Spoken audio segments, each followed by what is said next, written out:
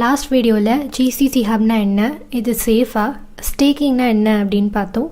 இந்த வீடியோவில் GCC ஹப்பில் இருக்கிற ஏர்னிங் பிளான்ஸ் பற்றி பார்க்கலாம் வாங்க.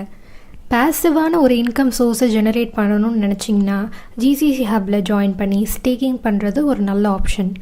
ஸ்டேக்கிங்னா என்ன? நம்ம ஒரு எக்ஸ்சேஞ்சில் போயிட்டு காயின்ஸ் வாங்குகிறோம்.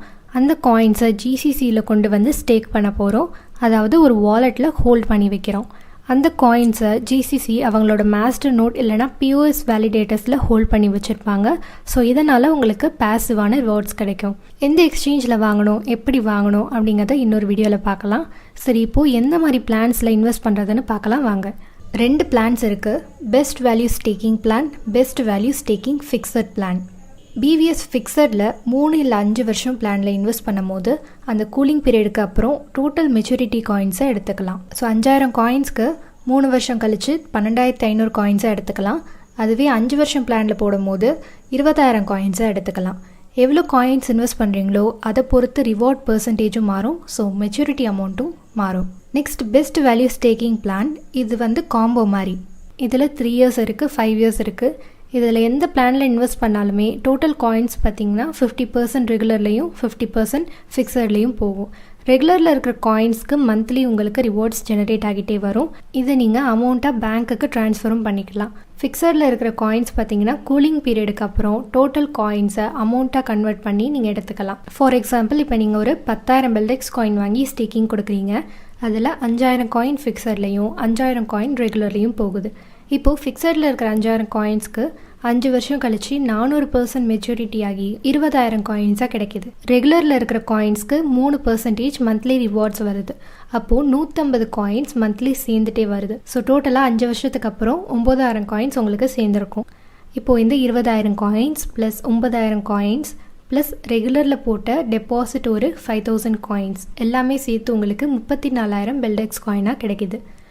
ஸோ இந்த சார்ட்டை பார்த்தா உங்களுக்கு புரியும். நீங்கள் எவ்வளோ அதிகமான காயின்ஸ் இன்வெஸ்ட் பண்ணுறீங்களோ அதை பொறுத்து ப்ராஃபிட் பெர்சன்டேஜும் இன்க்ரீஸ் ஆகும்.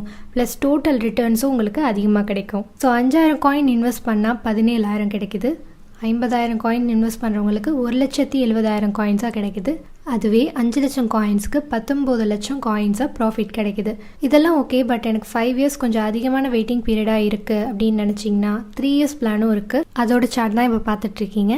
2 பிளான்லேயுமே உங்களுக்கு ப்ராஃபிட் தான். பட் மோஸ்ட்லி எல்லோரும் ப்ரிஃபர் பண்ணுறது 5 இயர்ஸ் பிளான் தான். பிகாஸ் கம்பேரிட்டிவ்லி உங்களுக்கு இதில் நிறையா ரிட்டர்ன்ஸ் கிடைக்குது அப்படிங்கிறதால.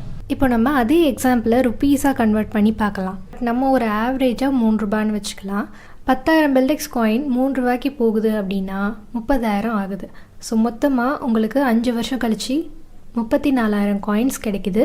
இன்றைக்கி விலைப்படி பார்த்தா 1,02,000 ரூபாயாக கிடைக்குது. சரி, நீங்கள் மாதம் சேர்கிற காயினை அன்னைக்கு விலைக்கு கன்வெர்ட் பண்ணி யூஸ் பண்ணிக்கிட்டீங்கன்னு வச்சுப்போம். அந்த 9000 காயின்ஸ் இல்லாமல் பார்த்தீங்கன்னா உங்களுக்கு 25,000 காயின்ஸ் கிடைக்குது. அதை கன்வெர்ட் பண்ணி பார்த்தோன்னா 75,000 ரூபா கிடைக்குது.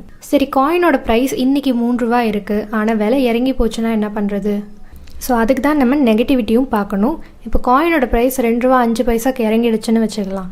ஸோ அப்படி பார்த்தாலுமே உங்களுக்கு 85,000 ரூபா கிடைக்குது. காயினோட குவான்டிட்டி எண்ணிக்கை அதிகமாக இருக்கும் போது அதை நீங்கள் கம்மியான ப்ரைஸில் விற்றாலுமே உங்களுக்கு லாஸ் கிடையாது. ஓகே, நெகட்டிவிட்டியே பார்த்தாச்சு. சப்போஸ் ப்ரைஸ் இன்க்ரீஸ் ஆகுது, நம்ம ரொம்ப போக வேணாம், ஒரு 5 ரூபான்னு வச்சுப்போம். 5 ரூபாய்க்கு காயின் போகும்போது உங்களுக்கு 1,70,000 ரூபாயாக கிடைக்குது. அதுவே காயினோட ப்ரைஸ் 10 ரூபாய் கிட்ட வருதுன்னு வச்சுக்கோங்க, 3,40,000 ரூபாய் கிடைக்கிறதுக்கு வாய்ப்புகள் இருக்குது. ஸோ உங்களுக்கு காயினோட ப்ரைஸ் இறங்கினாலுமே இதில் லாஸ் கிடையாது.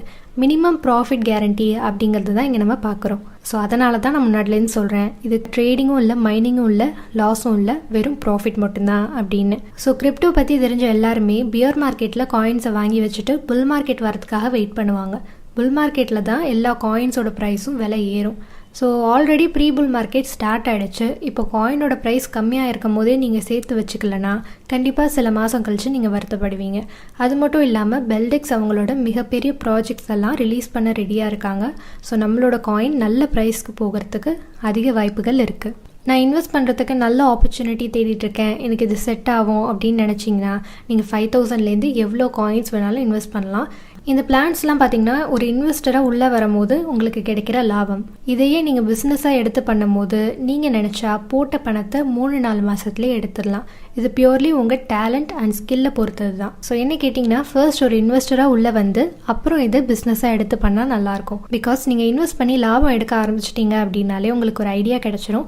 ஸோ கண்டிப்பாக நீங்கள் 4 பேருக்கு ரெஃபர் பண்ணுவீங்க. ஸோ ஆட்டோமேட்டிக்காக நீங்கள் ஒரு பிஸ்னஸ் மேன் ஆகிடுவீங்க.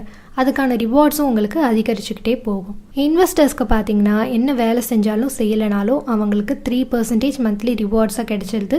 இதை தான் பேசிவ் இன்கம் அப்படின்னு சொல்கிறோம்.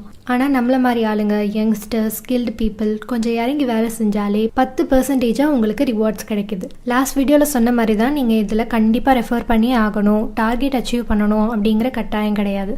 நீங்கள் நல்லா பிஸ்னஸ் பண்ணுறீங்க அப்படிங்கும் போது உங்களுக்கு ரெகக்னிஷன் கிடைக்கும், நிறைய ரிவார்ட்ஸ் கிடைக்குது, உங்கள் டீம் மெம்பர்ஸோடு சேர்ந்து இன்டர்நேஷ்னல் டூர்ஸும் போகலாம். ஸோ இதெல்லாம் உங்களை என்கரேஜ் பண்ணுறதுக்காக அடிஷ்னல் பெனிஃபிட்ஸ். ஸோ ஜிசிசி ஹப்பில் முன்னாடியிலேருந்து இருக்கிறவங்களுக்கு வேறு மாதிரி பிளான்ஸ் இருந்துச்சு. பட் எல்லாருக்குமே கரெக்டாக சேர வேண்டிய ரிவார்ட்ஸை 5 வருஷமாக கொடுத்துட்டு தான் வராங்க. ஸோ உங்களுக்கு புரிஞ்சிருக்கும்னு நான் நம்புகிறேன். நீங்களும் இந்த மாதிரி பெல்டெக்ஸ் அண்ட் ஜிசிசியில் ஏர்ன் பண்ணணும் அப்படின்னு நினச்சிங்கன்னா டிஸ்கிரிப்ஷனில் இருக்கிற ஃபார்மை ஃபில் பண்ணிக்கோங்க. எங்கள் டீம் உங்களை காண்டாக்ட் பண்ணுவாங்க. எந்த டவுட்ஸாக இருந்தாலும் நீங்கள் கமெண்ட்ஸ் அண்ட் அந்த ஃபார்ம்லேயே கேட்கலாம். நெக்ஸ்ட் வீடியோவில் பார்க்கலாம்.